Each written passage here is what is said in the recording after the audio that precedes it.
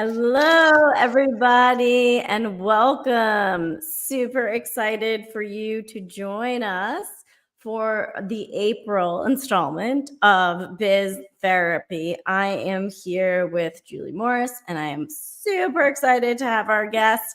I also want to point out this is our 6th episode. We've made it, and it's a big moment for us. So super pumped. Thank you all for joining. Thank you all for your comments. Thank you all for your notes about this series. It's been really interesting to hear it. We love your feedback. Keep it coming. Add it to the comments, whatever you need. Today's topic is cultivating connections, growing, flourishing professional gardens. I wanted to use that title and that analogy because I always say you should plant little seedlings all over in order to grow your professional network. So love that title. And then Julie, I found, wrote a really funny post, and I'm going to quote it from LinkedIn that says, Julie wants you to know that starting a community was the happiest accident of her professional life. And this is a tell-all because secrets help nobody. And if you know Julie, that's so true. And you should dive in to start your own. The water is fine, but don't dare do it alone. You'll probably fail. Julie, welcome. So happy to have you. Thank you, my wonderful friend Stacey. No, through community would have been one of the people that were just out there on LinkedIn that I would have never known or connected with had it not been for what community has served. And so I'm very grateful for that. And I'm glad to know you. And I'm super proud of 6 episodes and all the work it takes to produce something like this. So yeah, there's a lot of behind the scenes that goes on, but all good because these conversations, I don't love that sometimes they happen in our 4 walls or our Brady Bunch squares, I like to call them. And so here we're bringing this to sort of a larger audience. So before further ado, I'm Stacey Sussman, CRO of Rev Up Advisory. If you guys have been following me, you know that we are a boutique consulting firm that helps clients maximize their opportunities and to scale their revenue at the end of the day.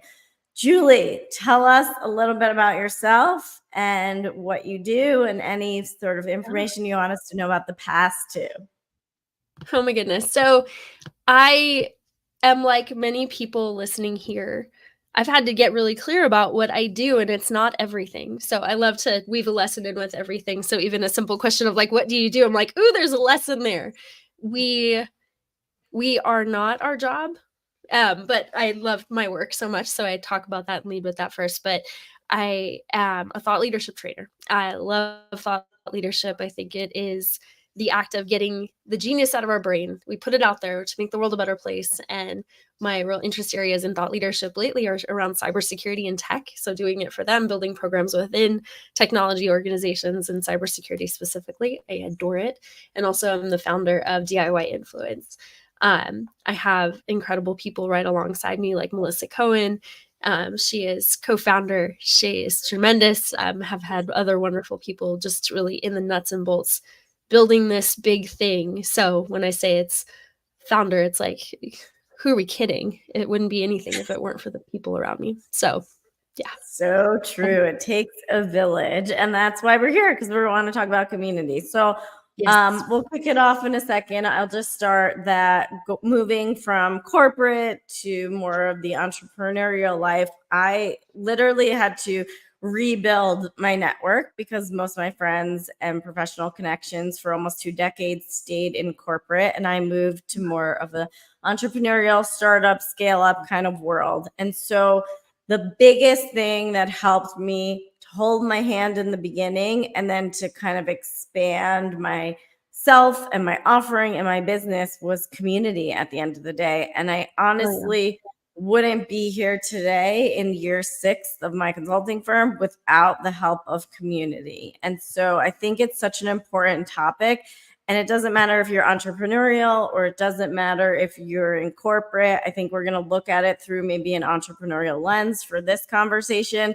But community is everything. And I actually believe that your professional network, not just your clients, I'm talking the people that you can surround yourself with, which I like to call an informal personal board of directors for Rev Up Advisory.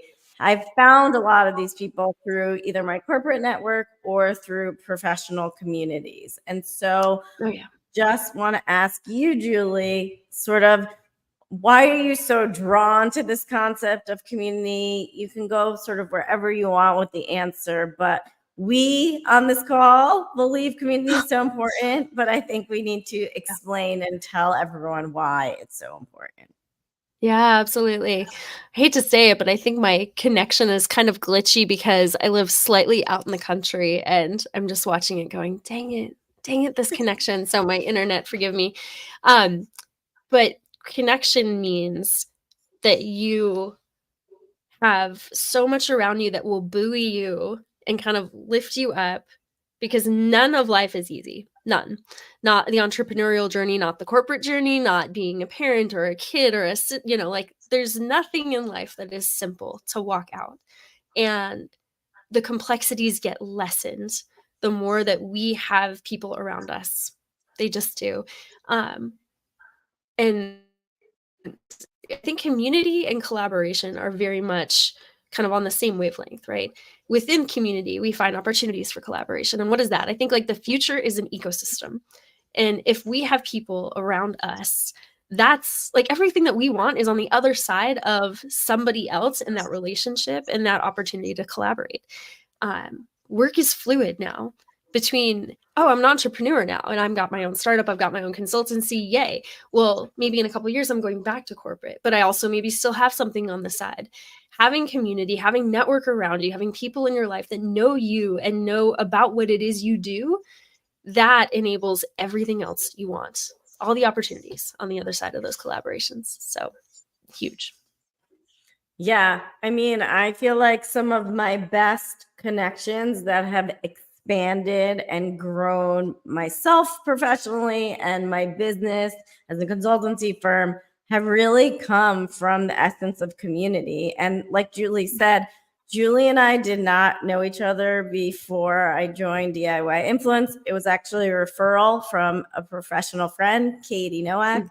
And Katie and I met through a different community, and Mhm. she said, "Oh, you should really join this community. I bet you would love it." And here we are, sort of a year later. So I think So you've cool. sort of answered the next question, but Mhm. I know you're a member of Chief and a bunch of other communities. You've started your own community, but why is it so important? I feel like some people are always on the fence of joining communities. Some people say, I don't need a community. I have my network. And I just don't know if you can see always the tangible value of communities, but I think maybe in storytelling you can share some of that. So what do you Yeah. think is so valuable and so important to being in a community? Yeah, absolutely. So I think I have something like around 9,500 connections on LinkedIn. Most of the ones that are in cool places that I have not been are because I was a part of networks like Chief. That warm handshake of being in the same community, it's like you've been vetted by whatever the membership looks The like, membership committee. right? And there's no community that is perfect, and some, I think, really can aggravate worse than others. They're run by humans, and especially when they're profit driven, like most of them kind of have to be, right? Like they have to be a business. And so I'll just give that caveat that like no community is perfect and anyone can kind of tear apart like anyone else's efforts to build community. It's just it is hard. It is hard on a good day. But going back to like what does it do for me? I would say that I would be about halfway along the journey that I would be in growing my thought leadership on LinkedIn, in growing the business that I wanted to actually have, not just the business that I could do, but like the business that I actually want to do. So I mentioned that I'd recently pivoted like into more of like a cybersecurity focus because I have had these other communities that I'm a part of, because I've had now the network that resulted from being a member in those communities.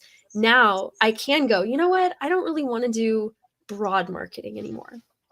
I want to do marketing and thought leadership for cybersecurity. And specifically, I just really want to do the thought leadership part. And I pick up the phone, I go on my LinkedIn, I email people, I say, hey, what do you think about this? And those people open doors. What do you do if you're not equipped with the people around you that have those relationships? Like, you don't go far.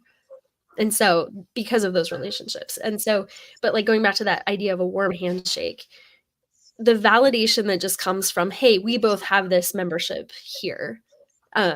You don't get nearly that kind of access to people and to, because there's so many people coming at you all day long through DMs, through whatever, right? And you have to know, who am I going to prioritize?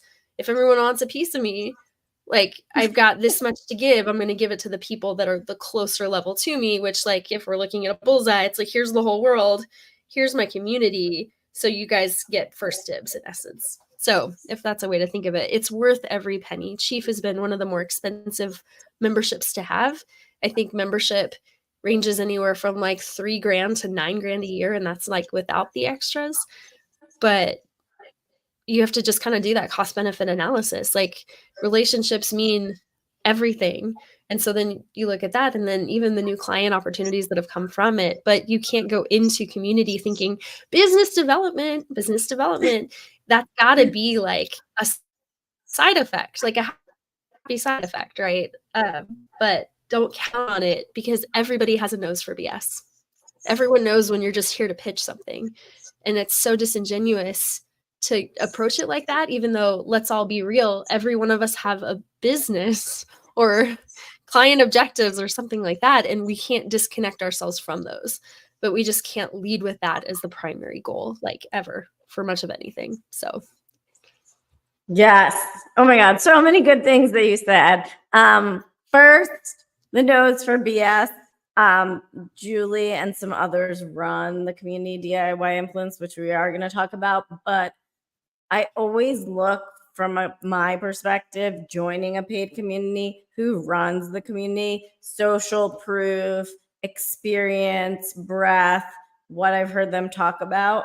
And that trickles down throughout the community. And so why I think this community is so special, because Julie shares it all. Julie on her office hours and her calls, screen sharing, showing, doing, telling. I feel like you show everything. And so there is no, in my opinion, BS, or at least from my perspective and seat, I don't see it.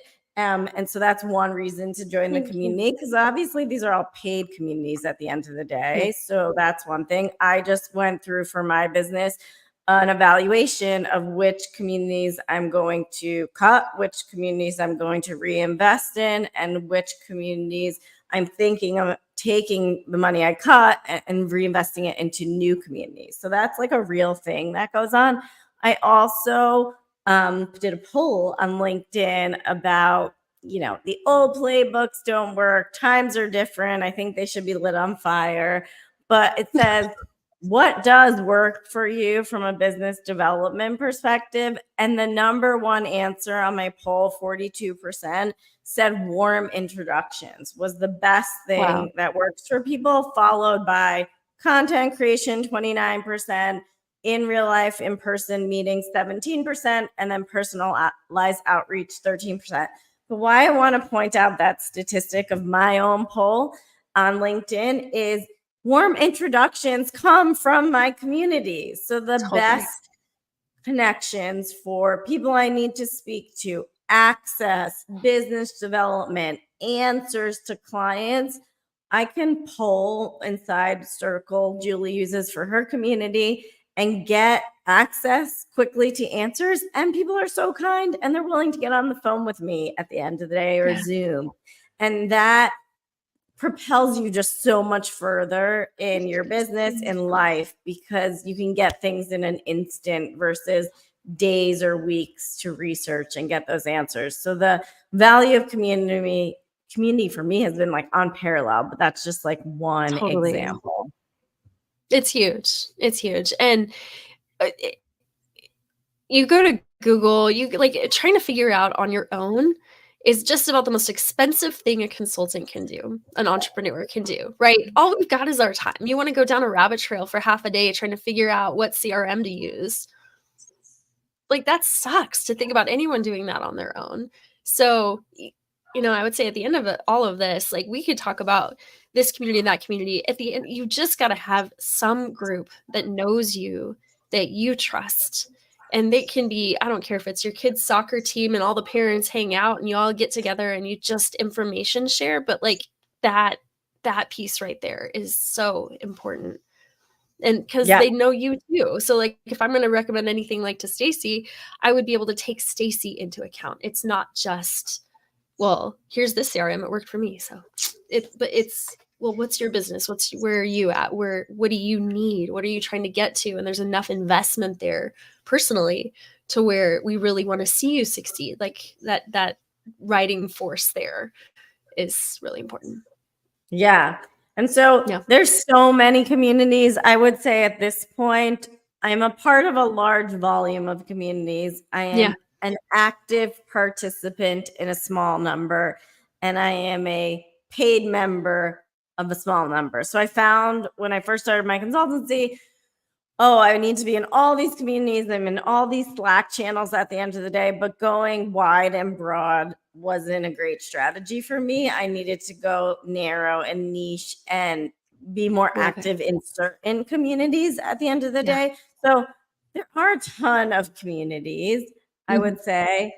And you started another one at the end of the Mhm. day, and you put your heart and soul and time and effort, and Julia Oh my gosh, she family did. and kids that are homeschooled too into it. So, kind of, what do you perceive the current climate of community to be? And then I'll throw the next question, which Yeah. is, what are some of the gaps you saw? And so then why Mhm. did you start your own? So it's almost a twofold question, but answer wherever you feel like you need to go first. Yeah, absolutely. So when I think about the future of work, it is this rapidly, wildly evolving thing that the shifts that are happening from, hey, let's go ahead and try to cut out, I don't know, all our middle managers. Or, I mean, like every day there's a new headline talking about the workplace evolving. And we, 10, 20 years ago, 30 years ago, we used to have all these clubs that like we were just a part of that filled holes in our heart, right? But like church, like people go to church a lot less. There's not like, hey, kids, join the Rotary Club like I did. We don't have connection like we used to, like we need to. And so I think just the gaps in the world to start with, it's like you got to have people that know you. I know that I could be having the worst day, and all it takes is connection, and not even like with my people, like not my husband or my kids but like friends. It buffers stress, like unlike anything else, right? And so but that connection piece, I definitely was not looking to start a community when I first started this. But you Um, did. but I totally did, and I'm really grateful it kind of evolved quickly to that, but I the gap for me was more of like, there is not a way to do this service that I do with thought leadership training at the price point that it costs for the people that need it the most. And that was this set of people that were involved in these work shifts that were happening really fast. Like, I'm not going to be able to go and charge $1,800 a month to teach you thought leadership one on one. And you don't need it at that level anyway. You don't want someone to handhold you and do ghostwriting for you. You just need to know you're not screwing up. You need someone to watch your back. You need just someone to say, hey, no, really, you're doing great. This is good. Keep doing it. And so that was kind of the onus for really starting this, is like, we have to do this. We weren't born in the world of social media, right? Like, it's not in our DNA. We are all figuring it out as we speak while the world of work is changing so fast. And so that was the gap to me. And so, but in communities, that's the hard part right now, is that there are so many. It is a flood. And so when I was alluding Mhm. to that question of like, what should the title of this, what could the title of this talk be? I do believe that niche communities, really highly specific, we are doing this mission, this type of project, we're going to all write a book together, or we're all going to get in shape together. Like, most people, they need a project, they need a really definitive solve for something. Like, what can you solve for people? the general ones I don't think are going to survive. And this act of community building is so hard on a good day because you're doing it in the margins between your day job, your family, everything else. And that could be sometimes 2, 3, 4 hours a week or overnight, one long night kind of thing. And so without purpose and without clarity, it is too hard. And you're not going to probably do well with you and your 3, 4 hours a week. But if you take your 3 hours a week and you find a couple other people to take their 3 hours a week, and all of a sudden now you have real momentum and things will start to grow. So good. So good. I totally agree. I would be curious. I don't know if you'd call it, I would say you recently, I would say maybe rebranded or created a more clear vision of what DIY influence is. So for those that are not familiar with your community, I joined a year ago, so I've seen the evolution, but can you be very specific and clear about what your community does? Yeah, absolutely. There was a point that we kind of looked around and we went, okay, who's here? Like who is actually here now after we've been here about 9 months, a year, and who's been helped and like who still needs help. And so a community that can evolve, I think it's wise to just let it become something that is needed rather than just about somebody's vision. The one thing that did bind us all together is that we have got to learn how to use our voice and not stop until we are known as the subject matter expert for our work. And we have built around us a followership that can propel us to wherever it is that we want to go. Like that being that core thing. And also a lot of the people there, they would have been very happy to just be quietly doing the work. Like, I don't want to be in the spotlight. I don't want to have people following me on social. Good God, why? Why would I ever want that? And so that's today's day and age, though. If you're quiet, you're forgotten. And we don't want these brilliant people like sitting on the sidelines while less qualified people are off carrying the torch and getting the attention. Like you've got to pick up your face from the work and you have to tell people about what it is that you do and where we should go from here. So that's so important. I love that. I feel like, oh my God, it makes me feel so good inside because I feel like I found you guys at a time where that's exactly how I felt. I was tired of sitting on the sidelines, hearing people bang on their chest, the loudest person in the room standing from their soapbox and I was like, I can do this better. I can do this more efficiently. I can actually deliver results at the end of the day. And I just got tired of hearing the same people over and over talking about what I did, see fractional CRO, rev up advisory, and then hearing in the whispers of the hallway, of virtual hallways of clients saying, yeah, but we hired this person and I'm not sure how happy we are with the results. But I'm like, if no one knows about Stacy Sussman and no one knows about Rev Up Advisory, Wow. I'm leaving sort of no better imprint on the world of business and entrepreneurship at the end of the day. So I use your community as a catalyst for putting my voice out there. And the opportunities, the accolades, the amount of people that come to me, whether it's DM, text messages, phone calls, emails, because not everyone wants to share publicly, which I think we've learned in our communities, has been tremendous. And it's, gives me the bravery, the courage, the confidence to keep going at the end of the day. Oh my gosh, so glad to hear that that's what you're meant to be doing too. And so I feel like it's serendipitous at that point. I think so. And the people that get drawn to us also, I'll just say this, like what they have started to achieve, like between LinkedIn visibility and clarity around their message, the reality is like it could have happened anywhere. You just need enough people to know you and to know what journey you're on, but also like to get around people that might help you go, oh, hey, you should write a book. I know you're thinking about it, but like, where's the book? What's happening with the book? Like to try to manufacture that kind of momentum. I think I love that part just as much. Like, so seeing results is important.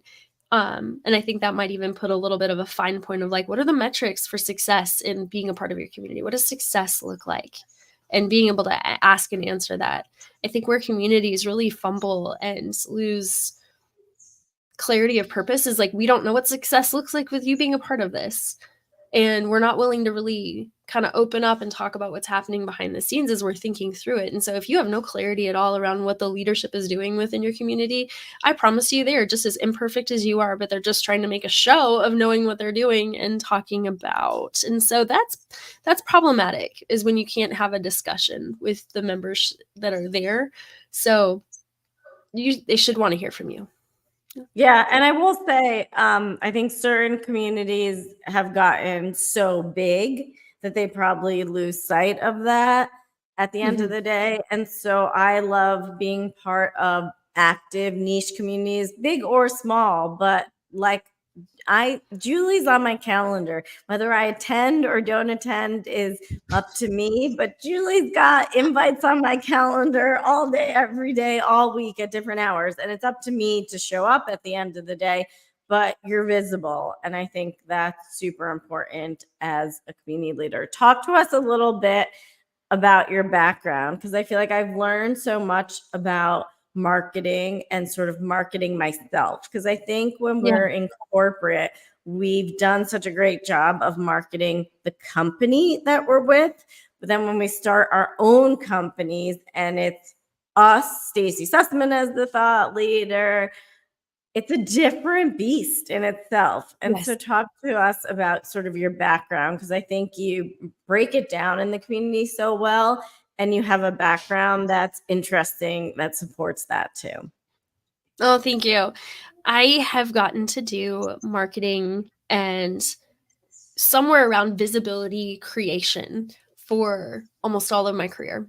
And I hit a point one day where I realized that, like, I was sitting in front of a nonprofit leader here in the town that I'm nearby, and he had created this workforce development program.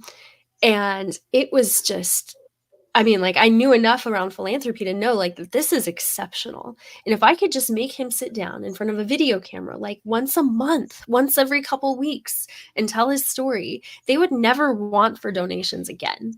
They would be the easy fundraising yes. They would be the easy philanthropy yes, because he was doing the work of sharing best practices, sharing what they were learning, sharing what they were doing. No one wants to be marketed to. No one. You don't want to be marketed to. I don't either, unless it's like that funny Dunkin' Donuts commercial from Super Bowl. It's got to be amusing if I'm going to listen to your marketing. But like thought leadership, like I'm marketing without marketing. I'm selling without selling. I'm just making the world a better place by sharing what I know. And I drove away from that meeting with the nonprofit leader, and I just thought, okay, I'm done. I cannot do marketing, like just boring by itself marketing anymore. This is it. If I could, this is my goal. This is my mission. Like, I just got to make that person in charge stop and see the value of taking like 10% of their work time, their work hours, and devoting that to the work of speaking, writing, representing the cause, carrying the torch for those ideas. And so that was kind of the impetus for my work in thought leadership. And it is the coolest job on the planet. I love what I do. I love it so much. And so that pulled me into this piece, though. Like, I've volunteered in career transitions for a lot of years.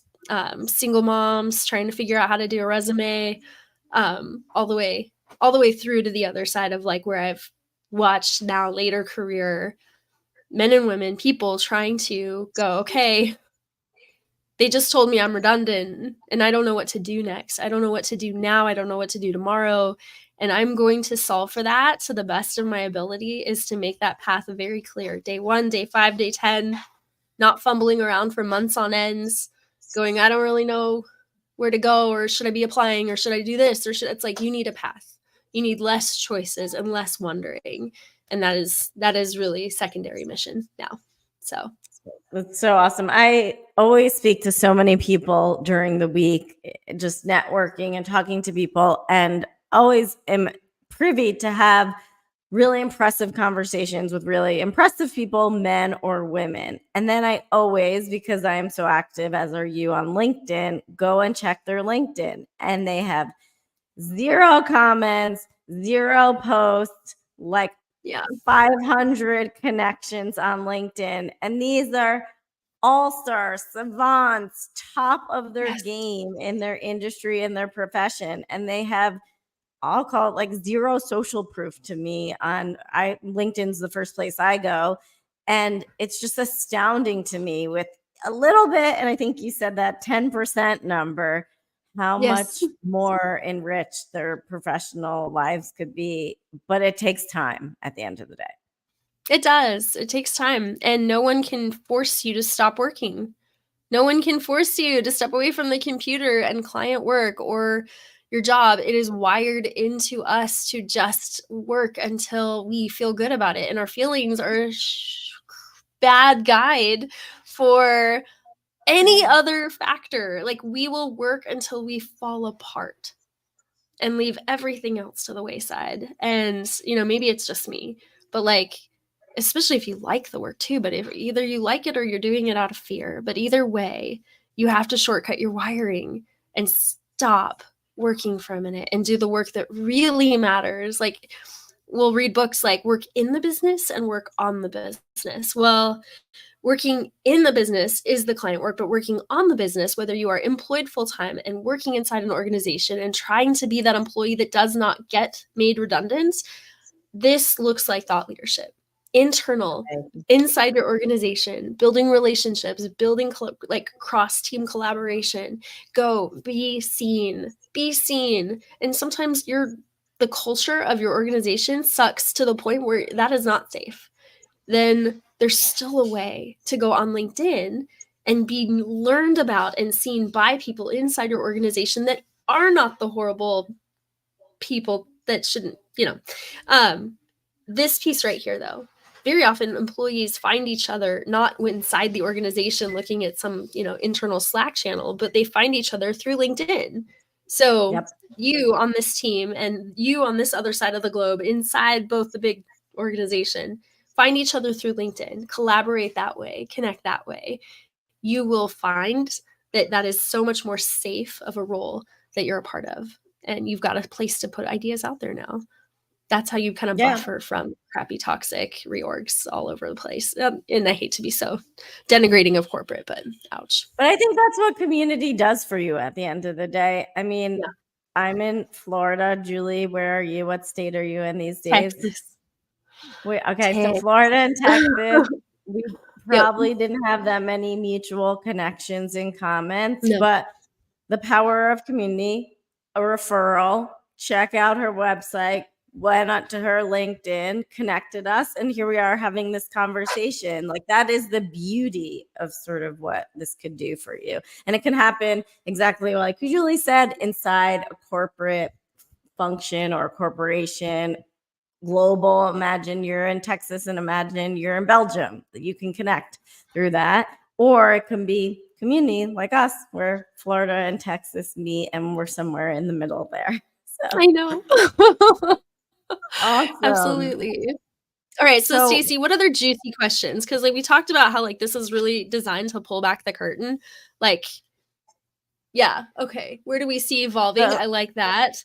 Let's talk about yeah, so evolving. where do we see community evolving? Because I Yeah. believe that business development and sales are still going to happen, but the way that we've been doing it isn't working. And so I really, truly believe community plays a key role in what this is.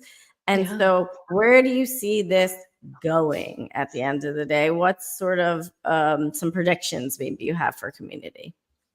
I think that community should be a place that serves its members and asks them to serve. And I think as community leaders, we want to assure of deep value. And so then we put our hands on the reins too tightly. And that's a lose right there.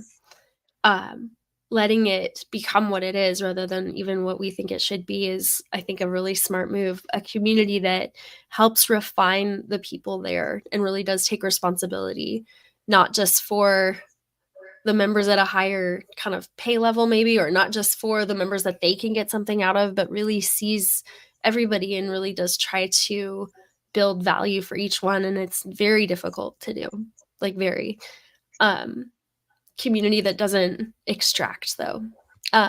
So like, for example, with so many members that are so gifted in their unique thing, what can we do to give them a platform to teach and to inspire and to bring others along and to show where they are totally qualified in their space, while giving that, like, to me, it's like, if you don't learn how to teach while you were in DIY influence, we have a problem.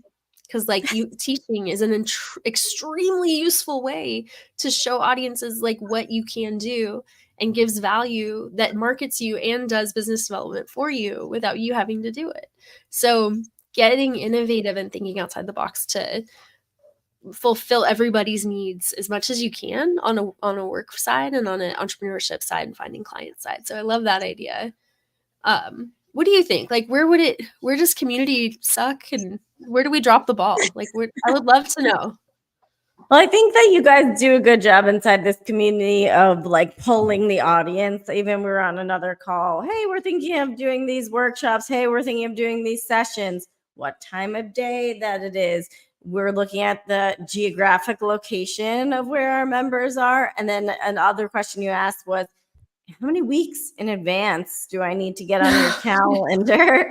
Which is your Oh favorite my God. question to get there. So I think one is you and the people that run your community believe something, but I think you're really good at, I'll say, pulling the audience, which are the members at the end of the day.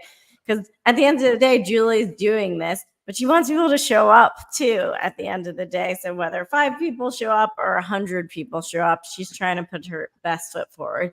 And I will say another thing I think you do really well, and there's a lot of sharing inside your community around this, is lifting each other up and the confidence to go out there and be a thought leader. And I'll just use LinkedIn as the example.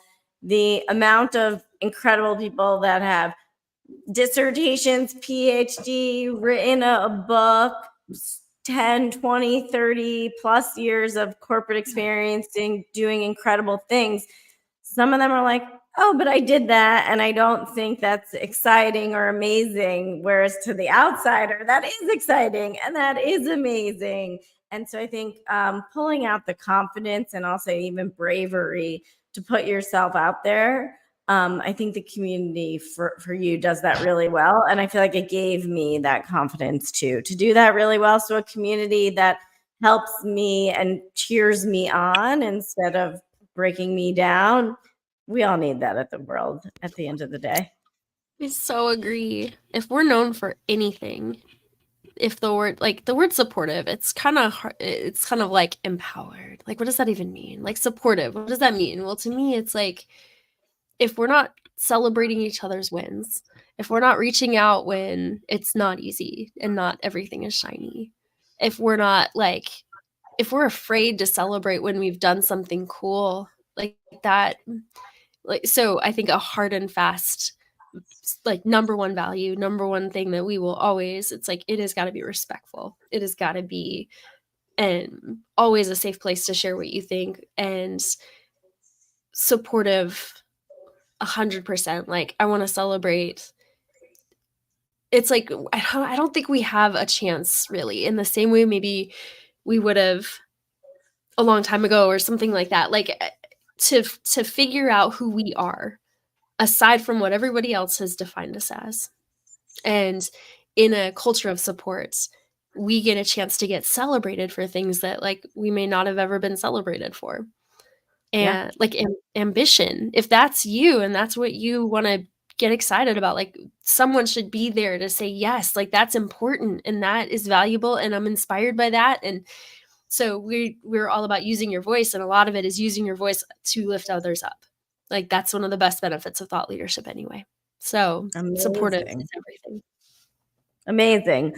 We are going to wrap our LinkedIn Live. I would say, any parting gifts or wisdom I feel like you want to share, or tell folks where they can find you too, and tell folks how they can find the community also. So if you are hearing this at any point ever on a recording, you're hearing it live, you were made for more. You absolutely were. You have so much to offer the world around you. And if you don't feel like you do, it's probably because you've been in an environment that does not appreciate just what you bring to the table. And that is perfectly normal and perfectly okay.